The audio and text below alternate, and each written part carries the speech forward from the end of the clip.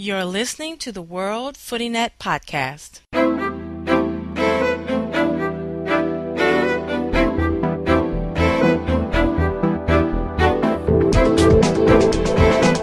Welcome to the World Footy Net podcast. You can email us at podcast@worldfooty.net or alternatively, post your comments on the World Footy Net Facebook page. Welcome to the World Footy Net podcast. My name is Andre Sherrod, and I'll be your host for tonight's show. We have Dre Footy as the engineer for tonight's show. Dre, how are you doing tonight? I'm doing pretty good. Angry. And just for everyone out there, if you wanted to follow along on Twitter, some of the banter that goes on back and forth, just go to @WFootyNet, and that's spelled with an IE, Footy Net. And just follow us there and see what's going on. All right. Now we have our two normal guests with us. First, we have Davin Lassiter. Hey, guys. Mr. Lassiter on Twitter if you want to follow along. DC, Atlanta, a couple other teams. Big on American soccer, though. I watch it all. All right. And we also have Jason Longshore. Hey, what's up, everybody? You can follow me on Twitter at Longshoe, and you can follow the organization I work for, Soccer in the Streets, at Soccer Streets. Sounds good. All right, let's jump into this. We just watched tonight's game between the United States men's national team and Guatemala. We won 3-1 with 2 goals from Clint Dempsey and 1 goal from Carlos Bocanegra. Jason, what are some of the positives and some of the negatives of this performance and the previous performance we had? I feel better after tonight. Still not happy with the Cleansy experiment, whatever we want to call it. It shouldn't come down. It shouldn't be this difficult. And I know, we're trying to make some changes. We're trying to, bring a new style. I mean, I've heard a lot of rhetoric like it's a debate or something tonight, but I haven't seen a whole lot. And there's just some bad decisions that I think have been made that have hurt us.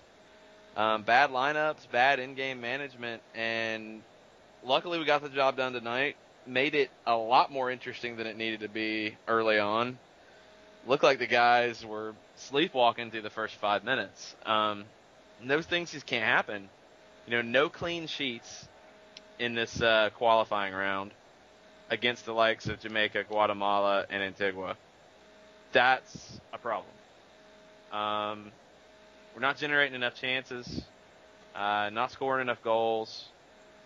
We are missing a few people, but, I was listening to the new Sirius XM soccer channel this afternoon, and they have John Harkes and Tony Miola on in the afternoons. Good show. But the question came up, and some callers were trying to say that we don't have enough depth to overcome some of the injuries we have. That's a crock. That's an absolute crock that we go into these 2 games with no left back because we choose not to call one up. We bring in 2 who are, one's injured, one's sick. We don't call anybody. Hello, we have Major League Soccer right here. I think each team fields a left back for the most part. Somebody can play that role. Better than Bocanegra did in Antigua on Friday night, which was a nightmare.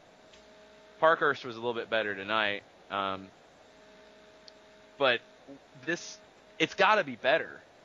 And I'm not seeing enough right now. I know the talk is change, but the change so far is looking for the worse. All right. Davin, you have anything to add to that? Yeah, most of it's going to be just basically tagging on to what Jason was saying. But, yeah, tonight, not sure what was going on in the first 5 to 10 minutes. We got a goal back. But, the first 5 minutes, we got some guys that are not entirely new, but, not all, of course, their experiences, Dolo and Bocanegra. But, some real troubling moments in the defense in the back. And against, like Jason was also saying, kind of the guys that we've been seeing for years as minnows on this side of the world. And it is really troubling. I was a guy who was not too unhappy with Bradley.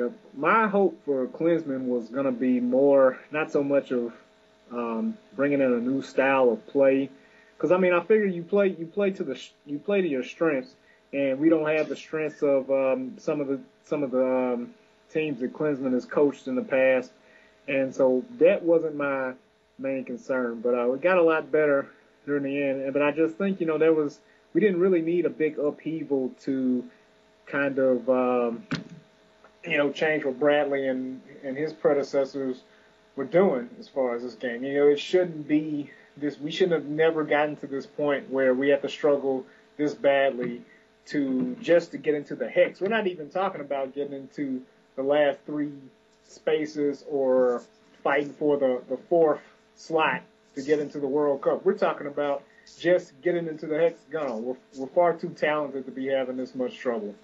Yeah, I mean that's exactly it right there. Is that for all this talk about we don't have enough depth, MLS is not good enough, whatever. We have enough players to not struggle with the likes of Jamaica, Guatemala, and Antigua. I'm sorry, we're past that. And we should have brought in some more people. Yeah, I mean it was some odd decisions. Like, okay, you call in these guys, you call in Breck Shea, he's injured. You call in Landon Donovan, he's injured. They get there and they immediately send him home. So then you call in two left backs, neither one can play. You don't call in anybody else. Heath Pierce is sitting in MLS and he's played plenty for the national team. Why aren't you calling him in? It's like he doesn't respect MLS. That's what it sounds like. Well, I mean, you bring two it's injured, funny. You bring two injured players who aren't going to play. They weren't going to play any good role in the matches, and you just send them back.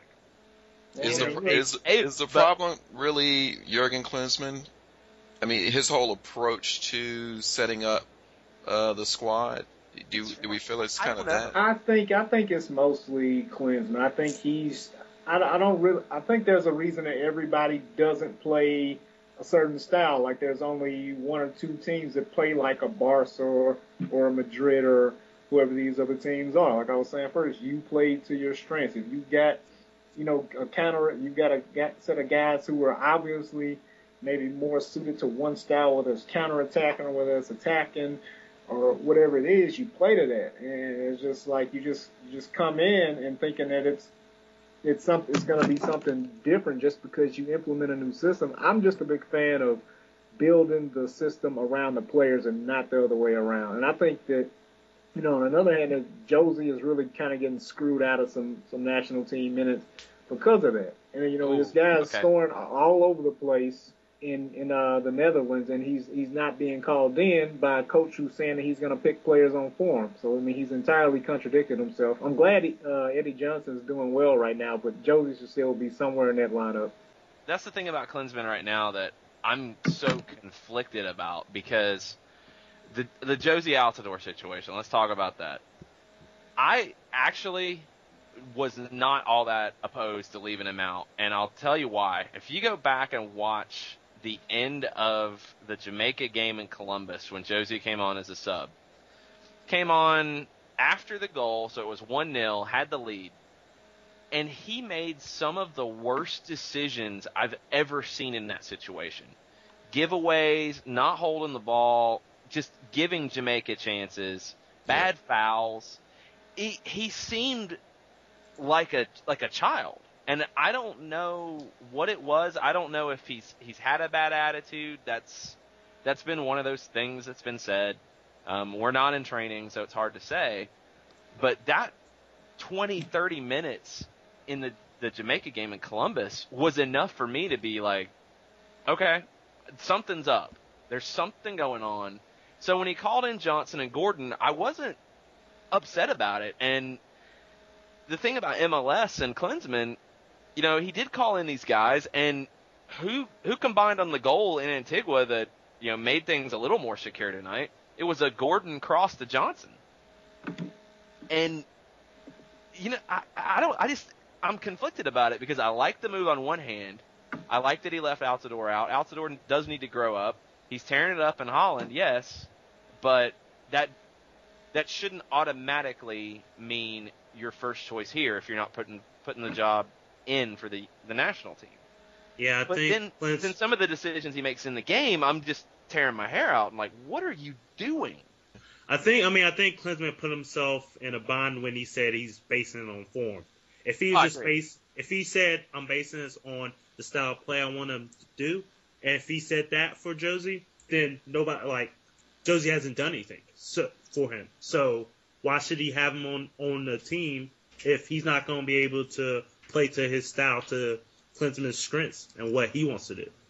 Well, that's the thing too, is I don't know what Klinsmann's style is, because, for all this talk about implementing style and something we don't have, I haven't seen much of anything. And that's my whole thing, Jason, is that, and I was in favor of Jürgen Klinsmann coming into the fold, and I've been listening to what he says. I watched most of his press conferences, but it seems like he says one thing, but it doesn't translate. I don't know why it doesn't translate to the pitch at all. I mean, it's strange. It seems to be regressing, although he has said he's going to bring about a different type build from the ground up and, work with the youth systems and everything. But like was mentioned earlier, he's not pulling the players that could potentially help and need to develop in the squad. There's nobody he's pulling in. He's pulling out. It's almost retreading with players, and I just don't understand what his direction is, I guess. I don't know. It's hard to tell. I mean, the Antigua game was a perfect example of it. You call up a guy like Alan Gordon, who is your classic old school target forward, and you're on a tiny field with a horrible middle of the field. Like, you can't play through the middle because the field is just a mud pit in there. You should start playing direct, and you don't bring on your target forward until late. Why bring him into the team if you're not going to use him in a way that benefits the team?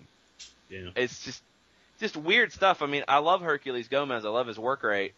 He's not a number 9 in the way that Klinsmann is, I think, trying to play. Like, he's not a lone striker. He's not a target guy.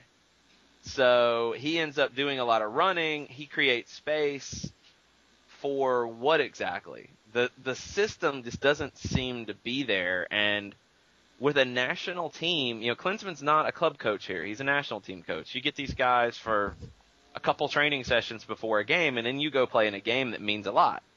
You've got to just play what works best for the players you have and stop trying to implement a style all of a sudden, because you don't have the time to do it. But I don't see a style being implemented. I guess it's. I think he was trying to play a 4-3-3. I think at the beginning, and then now in Antigua, I thought it looked mostly like a 4-1-4-1 a lot of times. I think a lot of people were saying that was a 4-4-1-1. There's elements of it that I'm seeing, but the midfield seems to be jumbled, and the final third is a nightmare right now. It's got to get better. I mean, but I guess back to my other question: is it? I mean, they're not going to make a change, but is that the issue? Is Jürgen in there? Yeah. And if so, what would the United States have to do to right the ship? In your own words, do you think? I mean, I still stick by that. You look at the players and build a system, and not try to kind of fit square pegs in the round holes, or whatever sort of analogy or metaphor works there. I really had no issue with the way Bradley did things, except for that. I think there are players that are on the team now that maybe Bradley would not have picked for national team selection if he was still here. Yeah, but other than that, I mean, I think it's pretty clear the kind of guys we have. And I think he's just making this more difficult than it has to be. I think he's maybe, I don't know whether he's overthinking things or trying to turn this into another Bayern or whatever he's trying to do, but it's just definitely not working. I mean, there's no way we should be having this much trouble getting through it. Like you said, we're supposed to be going upwards, and I mean, we could have done better than this under Bradley or Arena, I feel like. Yeah, it's, he came in and some of the talk out of, U.S. fans when Klinsmann took the job, if you didn't know any better, you'd think that we hadn't qualified for a World Cup. We hadn't won a Gold Cup, in 20 years. Right. And, this is a team that was very close to going to the quarterfinals of the last World Cup. Yeah, we should have beat a team like Ghana, but there's a lot of national teams around the world who get to the knockout stage. And, there's a lot of teams that would love to get to the knockout stage. Like Mexico. It's not, yeah. It's not like it was a complete and utter mess when Klinsmann came in. And I think he's kind of made it a mess when it wasn't necessary. Sunil Gulati's had this, obsession with bringing in Klinsmann, and I think he might have done better with a Jason Kreis or a Dominic Kinnear. I think those are two guys who, look at Kreis, look at what Real Salt Lake has done. They play a nice style of soccer to watch. They play an attacking style. Both of them, have won. They've accomplished things, and they play. I think they get the American system, the American player a little bit better, and they understand our domestic league. And it's nice to have a lot of players playing overseas, and it's nice to be able to take advantage of that talent. But there's times when, in these two games, when you needed a left back and you didn't call one in. That's just shocking to me, and you ran a lot of risks because of that. Yeah, I think it'd be interesting now because, we were talking about, a coach like Kreis or someone else in the American system, especially now that we've got American-based players right now doing big things for the national team. So, hey, I'm not saying I'm not a fire Klinsmann guy, but maybe in the future, if things aren't going kind of how we want them, why not? Oh, I think, this World Cup cycle, it's Jürgen's. He's there till the end of it. After that, I think Dominic Kinnear would have been a great national team coach. His time might be past it now. And I think a guy like Jason Kreis and potentially, depending on how he does over the next few years, a guy like Ben Olsen are guys to look at for the national team. And I'm not one to say that it has to be an American coach because, we can't have a foreign coach. I think you get the best coach you can.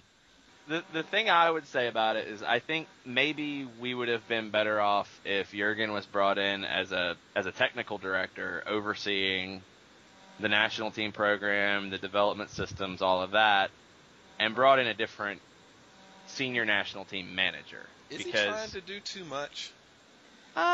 Maybe. I think he is. That's why. I'm thinking he wants to. Everybody's like, oh, he's coming in. And so he's like, all right, let's change everything up. We're going to have my system. We're going to have my players. We're going to do what I want to do. And, some foreigners have that complex in which they want to do things their way instead of ways that work for, the United States. Yeah, I want to see him do well because I like some of the things he brings to the table. I like some of the things he has to say. His vision is fine. The problem is he has to get results because, all of that vision talk is great. If the U.S. doesn't qualify for a World Cup, that's really going to have a significant impact on the development of the game in the U.S. I was mental watching the Antigua game with some friends at Diesel here in Atlanta, and, I was trying to explain to them that if the U.S. doesn't qualify, it affects what I do for a living. That's a fact. There's a lot of people who are involved in soccer that it is personal for them, and it would hurt MLS, it would hurt the NASL, it would hurt the development academy. There's so many things that not qualifying would affect, and it should not have been as close as it was. I'm glad we're past it. I'm glad we're into the Hex. It's got to get better in the Hex. It has to. Well, he definitely has some time to do that. Fellas, what do you think our back four should look like right now? Because it does not look good at all. That's probably the worst thing I've seen in at least the Guatemala game. Yeah, it was scary. It was real scary. It was. Yeah, I still like Dolo. He's good going forward, even though I'm a fan of of defenders who are actually okay with defending. Everybody's not going to be an Alves or a Maicon. Some guys actually our defenders. So, I mean, I think he's, not obviously not a guy for the future, but I think he'll be good. His experience and his leadership capability through the cup. Boca Negra is the one that really kind of bugs me. Because I just felt it should have been pretty obvious that the guys passed it as a left back. Nothing against him, but it's just age and some other factors. I mean, and then plus there are other guys, like Jason was saying, that could have gone in and played left back. If we're going to keep Boca in there now, definitely keep him in the center. I think Cameron's still got a lot of upside. But yeah, it's a little shakier than it has been in the past, man, because some guys like Dolo and Boca are getting old. I don't really know who else is coming up. I mean, Clarence Goodson, he was pretty solid. But other than that, it was really hard to say because, you got Gooch has had some long-term issues. I don't even know what happened to guys like Chad Marshall. I don't know how far out of the pecking order a guy like that is. You've got the Galaxy. I think everybody on their back line, I think I was hearing tonight, is American. So you got some guys like Omar Gonzalez who can maybe come in for the future. De La Garza. So it's still, it's much more difficult, definitely, to kind of figure out the back line than it has been in the past couple cycles for sure. Yeah, I think the pecking order that Jurgen's developed over the last, year or so has got to be shaken up. Boca Negra looks like he got old real fast. And a lot of that's probably the whole Rangers fallout, moving to Santander. He definitely is not a left back. I mean, if that wasn't shown on Friday night, then nothing will show it. I like Cameron. I like the development that he's been doing over the last few years. I think he's definitely a center back for sure for the Hex, and I think potentially for Brazil. Cherundolo looks like he's still got it. Parkhurst can push him. I mean, Parkhurst is a better option at right back than left back, and he'll push him, which is a good thing. But I'm riding Cherundolo as long as he can make it. Oh yeah, until his legs fall completely off. Yeah, you have to. I mean, he's the man back there. Omar Gonzalez, I think the injury this past offseason has hurt, both him, the Galaxy, and the national team program, because he's somebody who I think would have been there this year. I definitely like to get him in the January camp and see what he can do and how he's progressed from the knee injury. AJ De La Garza has played himself into consideration this season for sure. He's had a good year playing on the outside and as a center back.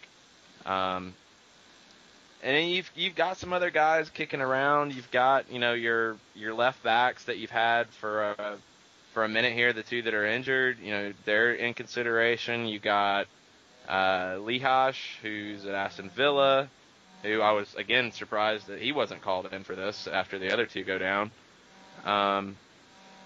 You got Tim Ream, who was everybody's darling for years, and then had a couple bad games, and now he's completely out of the picture. I think it's an open competition in the back right now. The only one that I feel solid about writing down is Cherundolo and maybe Cameron. Beyond that, pick the best guys on form and try to find the right combination of four to get us through the Hex. All right. Well, let's now get to the MLS. We're going to keep this one short. It's about the New York Red Bulls. As Hans Baca and Jan Sorl were getting used to the MLS and making moves to make New York better, and the results back it up, why make a change in the front office? Jerome de Bontin is going to be the new GM, and I've heard that Hans Baca won't be with the team, or it's being reported. He did later backtrack that statement. Guys, do you think that this is the right move for them to shake things up like this? No way, but it's New York. That's what they do. That's exactly what they do. These guys are just crazy. I mean, I'm not a big fan of Hans Bach, and I think he's another one of these guys who, basically walks in thinking that every American player is garbage, and if you have any kind of a pedigree from outside the U.S., then I'm going to play you. I don't know if that would have ever changed. Has his performance warranted him being shown the door? I don't think so. I think, he's probably got New York as good as they've ever been.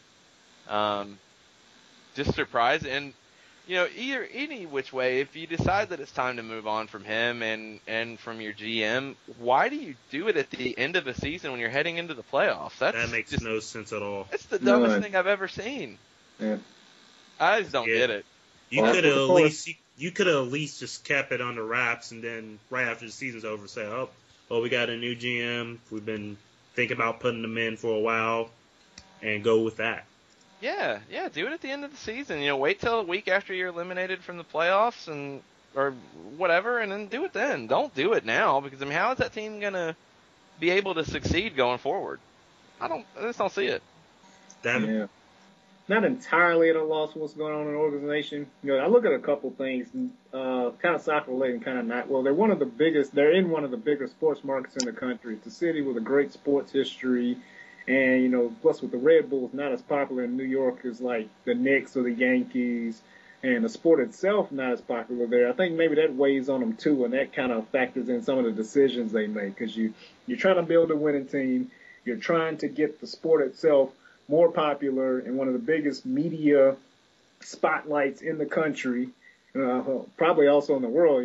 When you see a big player coming over from Europe, you automatically think they're going to either play in, those Henrys, those Beckhams. They're either going to play in a New York or an LA or possibly in Chicago or something like that. But, just a huge, always attention directed right at those places. And I look at some towns like D.C., a town like Seattle, Kansas City, where, that legacy success isn't like it is in like I said, New York or California. And there's pressure on those teams, to be the first teams from those areas to be winners. But I think starting to win after being bad your whole existence is easier than playing in a city where the city's already on the map. And like I said, it attracts so much attention. So I think, I think there's maybe a focus on always trying to get the marquee guy, the spotlight-ready coaches. I mean, you look at the guys at Red Bull, even back when they were the Metro Stars, you got former World Cup winners on the pitch. You've had Bruce Arena's coach. You've had Kuros's coach. You've got Henry and Marquez now. You've had guys like Djorkaeff, Mateus, and Henry's having a great season with them now, of course, but, because of the focus is there, and then, I think there's a big pressure to win, and coaches are in and out of there faster than they have time to really make any real change. I mean, the longest stint by any coach in the organization's history is about 2 years, which is about how long Bak's been there, and they've been talking about him leaving after the season. So there's a lot wrong in the front office, to say the absolute least. It really does seem like they're not trying to win the MLS Cup. They give these ambitions, but every time, they end up biting themselves in the backside and just not getting it done, or one of the management side leaves and they have to start from scratch again, which is what's going to happen with. Apparently, I'm guessing they're going with the French route now, because Gerard Houllier is a part of the footballing side, and he'll probably take over as manager if Bach leaves. So I don't really know what's going on with them. Whoever is going to come in as the next manager should definitely rent. Don't buy. Rent. Yeah. You're not going to be in town very long. Absolutely. What do you guys think about the possibility of a second New York team coming in? I think there might be some better markets to take that 20th team too, but I get it from the media perspective. I get it from the PR perspective.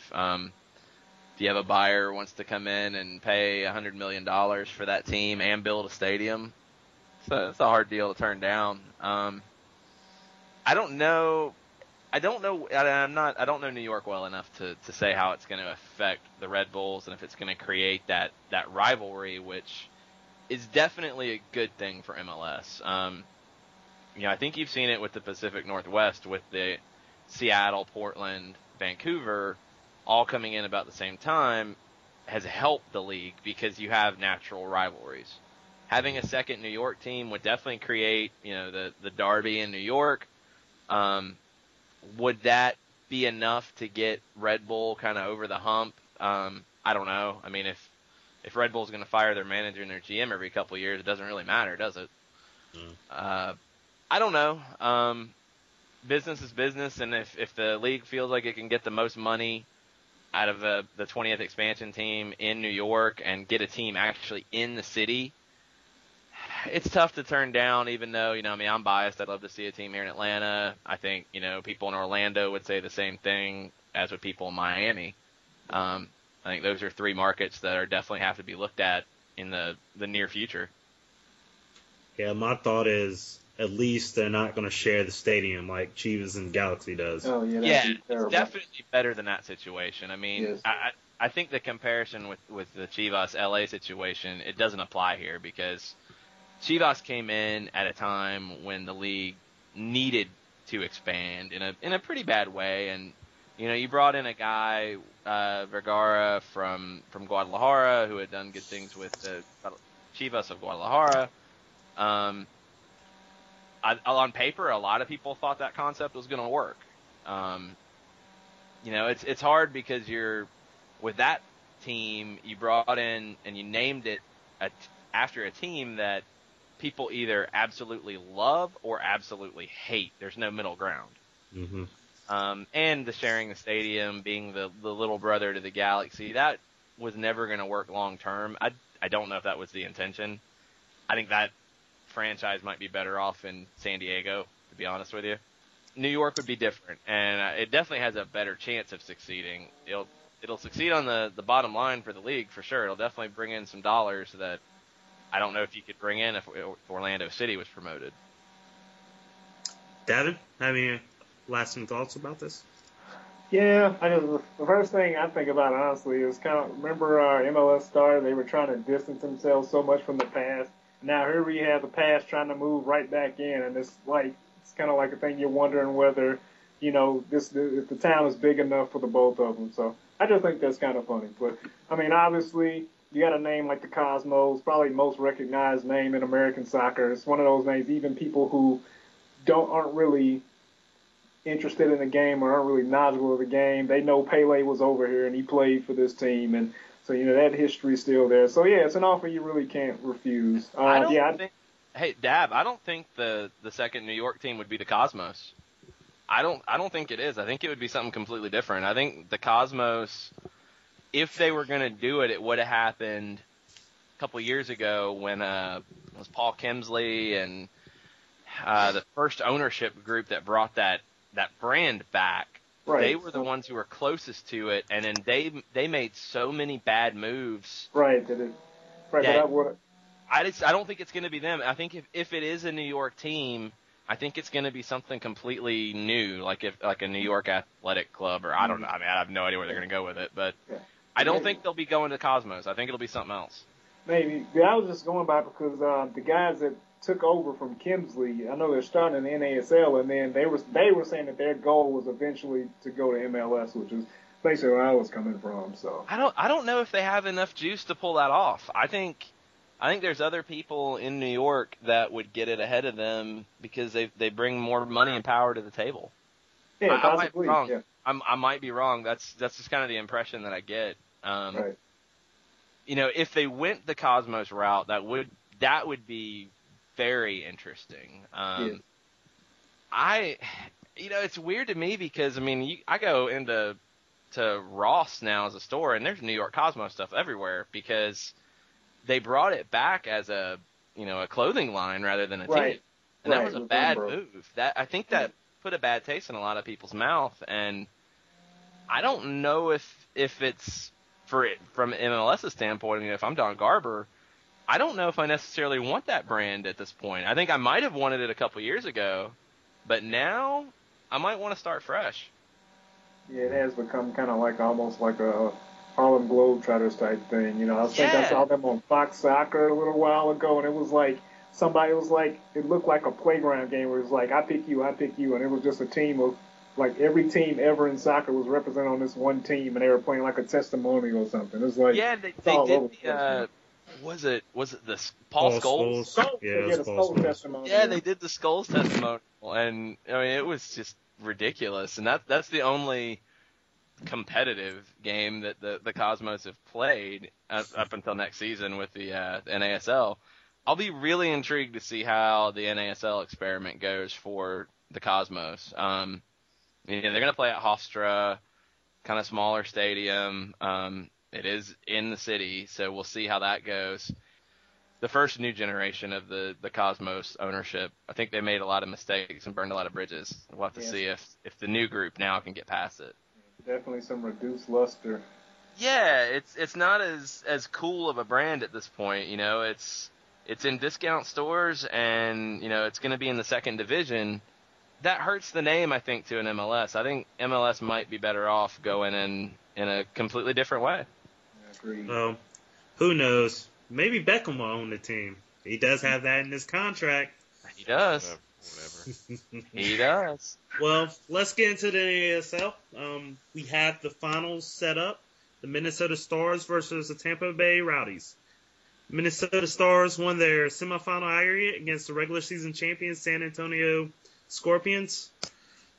Another sixth-place team in the finals once again. Fellas, do you think that they're going to win back-to-back championships, and do you want to see them win? It's the American way, isn't it? I am, I guess, guilty of supporting it, because I am with the MLS team that could finish last place in the Eastern playoff spots and could, win a title theoretically. I'm definitely glad that the format in the NASL is changing over next season. I don't honestly know enough about Minnesota to say if they're gonna, knock off another top team, but it's a two-leg series, right? So like anybody can pretty much win that if you put them in there. The NASL put them in a position where they can win, 1 or 2, or win a big game one, and then just go for the draw in the second game. That can happen to any team at all. It doesn't really prove, I don't think, that they're necessarily the best team. The best way to do it is the best team over the course of the season is the champ. But I don't really like to see it. One of my biggest issues with the playoff system was, and nothing really against Real Salt Lake, but they even had a chance in MLS to get to a title game, having not even a 500 but a losing record was always an issue with me. In America, that's kind of saying, it's kind of like, the kind of rags to riches kind of story where you battle your way up to the top and you knock off all the other guys. But yeah, the system definitely can be a disadvantage for those teams who are good all through the season. So, but for whatever reason, that's how we do it over here. So, I'm definitely ready for the next season where those teams who put together a consistent season all the way through get the titles that they deserve. I like a good playoff system. I don't like a bad playoff system. In NASL, 6 out of 8 teams, that's a bad playoff system. MLS playoff soccer is fun to watch just because it's very intense, usually good matchups. It's fun. It's good soccer to watch. It's too many teams. I think we hit on this almost every time. It seems like, they can definitely do better. I'm with you, Davin. I'll be very interested to see how it goes next year. It's an interesting format. We'll see how it works in practice. It's an improvement in my mind for sure over the 6 out of 8 teams moving on. With Tampa and Minnesota, I think they're pretty even, to be honest with you. I think Minnesota is a much better team than the 6th seed. They're not very flashy. They don't have a lot that catches your eye. I do think Bracalello is one of the best players in the league, possibly the best. Such a good forward, and Tampa's weak spot is their back line. Tampa's really good going forward, and Ambersley would be the one who you can put in that conversation with Bracalello as your top players in the league. I think Tampa's too good going forward. I don't think Minnesota can stop that, and I don't think Minnesota's attack is strong enough to keep up. I think it'll be pretty high scoring. Should be 2 good games to watch, but I think Tampa will take it in the second leg and be your champs. Well, as long as your best player doesn't get a red card for headbutting somebody. I don't know if Tampa has any head cases like that. That was crazy. Dude scores a goal and then a minute later headbutts somebody. What in the world? It makes no sense. Let's speak on that. With what he did and basically costing the Scorpions a chance at the NASL championship, do you think a player like that's worth the trouble if he can't keep his head? Nope. There's no way I'd pay him to play on my team. It's too much of a risk. Even with 23 goals.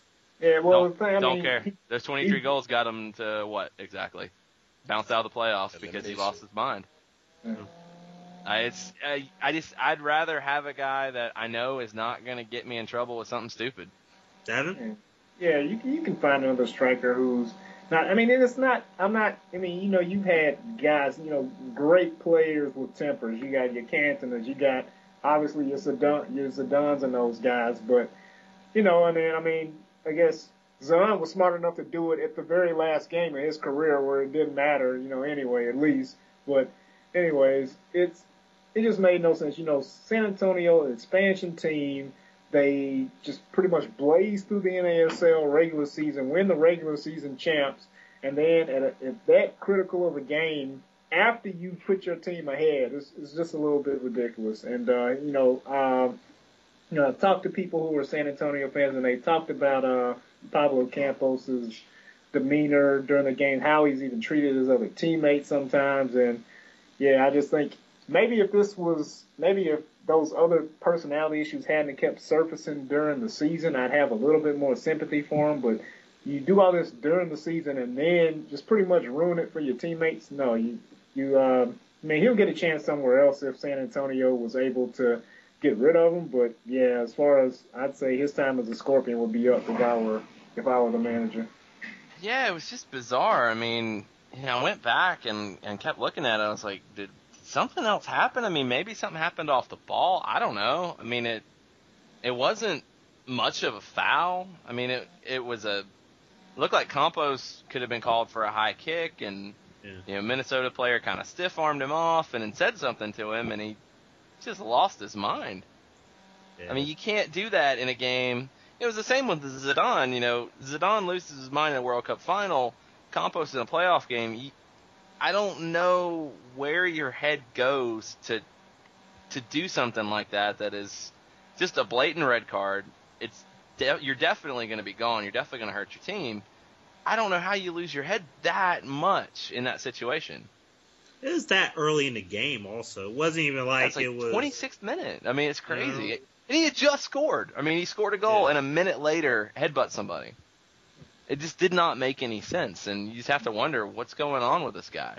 Maybe it was a Zidane tribute, because then he scored in that game too on the penalty. It was a nice, a little chip goal. So maybe he has a Zidane T-shirt under the jersey or something. I mean, if Campos is going to retire, I guess that would work. That's a decent way to go out.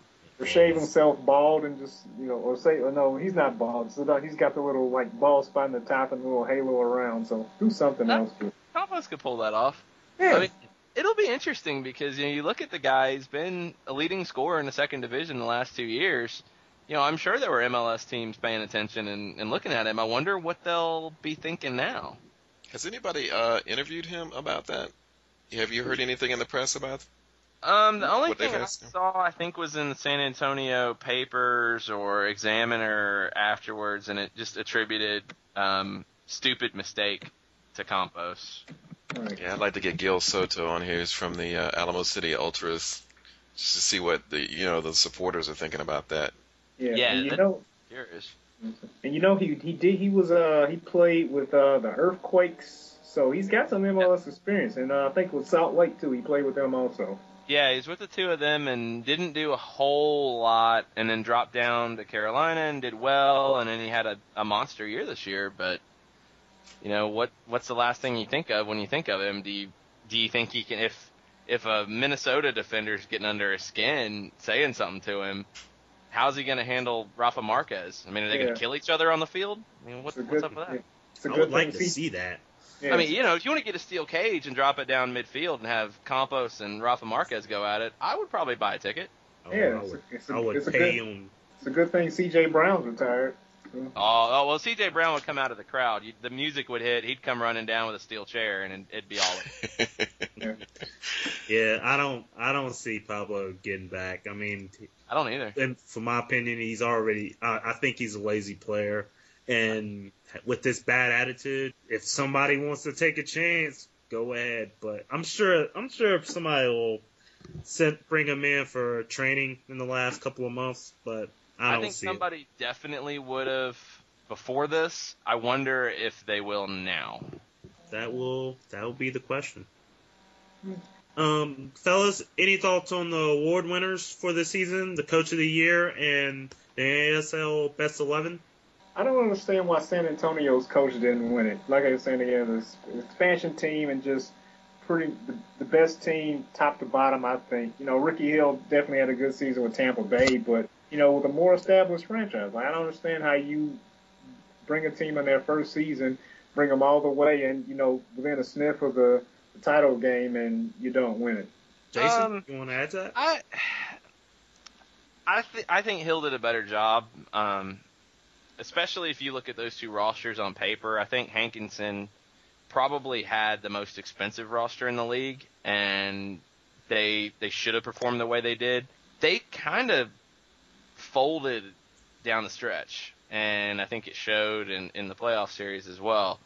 Maybe, their performance in the last month of the season was what clinched it. I don't think Tampa Bay has done anything spectacular, but going forward, their attacking six, their front six, whatever you want to call it, is probably the best in the league.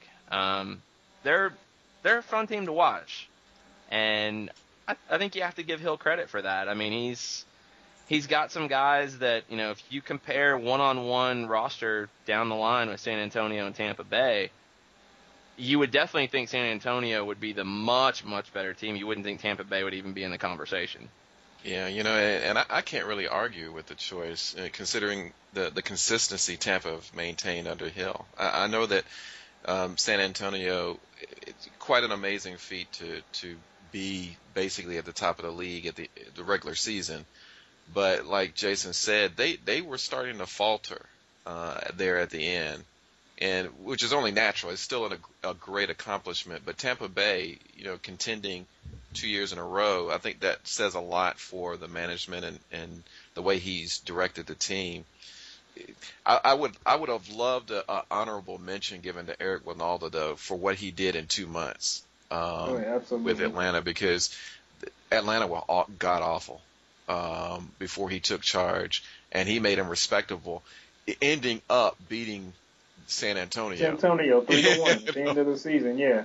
Exactly. So I mean, I kind of wonder, though, is that the thing about San Antonio? I know they dropped off at the end of the season. I'm just wondering, is it kind because they've already, pretty much clinched a playoff spot. Is it an actual lapse, or is it just kind of like, we've already kind of booked our way in, so we're just gonna do whatever and not take it too seriously? I just wonder if it was mainly an issue with maybe some games that maybe didn't matter as much. I think it was a lapse because if you look back at the lineups they fielded that last couple of weeks, they were playing first choice. They weren't trying to pull guys. I mean, the Atlanta game was a prime example of that. Coming in, when after the Silverbacks game on the weekend, I know we were talking about it and figured that if San Antonio won on the weekend, that they would bring their second squad in here and rest up for the playoffs, because they still had the final game back in San Antonio the following weekend. And when they lost and, the top seed was still up for grabs, they fielded their first choice 11 here and just didn't look good the last month of the season. I think while on paper they had a very strong roster with good resumes, I don't know if it was the best blend of players, and I think you had some guys that were veterans, sure, and they might have worn down as the season went on. Peaked too soon. Yeah, peaked too soon, and guys like Cochran and Janicki are good, solid players, but they have a lot of miles on them, and the NASL is an extremely physical league, and will wear on you. You have to have a young team, and you have to have a lot of depth, and think San Antonio was great early, but just ran out of gas. Yeah. All right, final subject. We'll start with you, Dre Footy. What do you think will be the prediction of the finals? It's hard to say. I mean, my choice, I'm sticking with Tampa Bay. I think they're just the better team, but there's that Cinderella story with Minnesota, six best out of 8 teams, with a chance to defend 2 years in a row, which is pretty amazing when you think about it. 2 years in a row, 6th place, 2 years in a row, league champs. But I think Tampa Bay just has too much for them. I gotta believe that they're going to come with everything on the line, that they're going to be the ones to finally get the championship there. Davin? Yeah, I'm going to say Tampa Bay too. I think it's quite possible that Minnesota maybe had the element of surprise last year, being 6 and then winning the title, but now everybody's seen it, and I think Tampa Bay is going to take that into account, and they're gonna prepare better, and I think they're going to end up with the title. Jason? Tampa 5-3 on aggregate. I think the first leg will be a shootout, and I think Tampa Bay will prevail in the second leg. Well, I'll go with Tampa too, because I don't want to see Minnesota win again. And Tampa beat my favorites, Carolina. So yeah, I'll take Tampa myself. Fellas, it was good. We had a good conversation here. And audience, see you later.